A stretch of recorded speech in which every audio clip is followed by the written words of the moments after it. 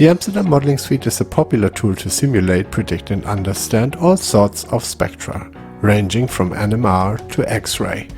The simulated spectra can be compared side by side with experimental spectra in the graphical user interface.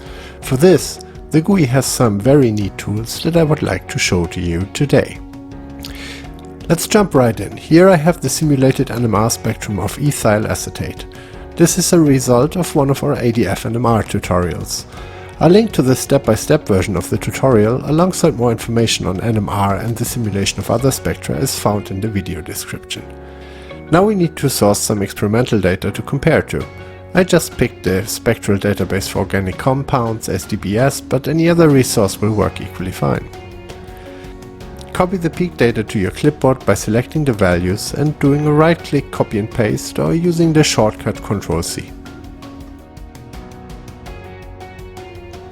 Open the AMSspectra window with your simulation and go to Edit, Paste. Select column 2 and 3 as X and Y values and click OK. Now you can see the two spectra, experimental and simulation, side by side. The experimental spectrum was convoluted. If you prefer the stick representation, you can change it to a stick spectrum.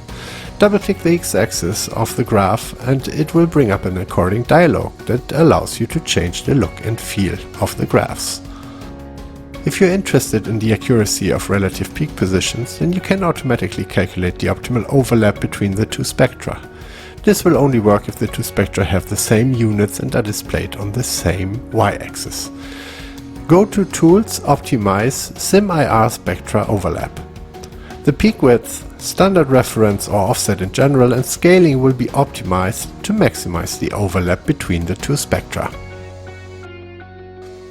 That's it for today. I hope you found the comparison functionality useful, and as always, we were happy to answer comments and questions below the video.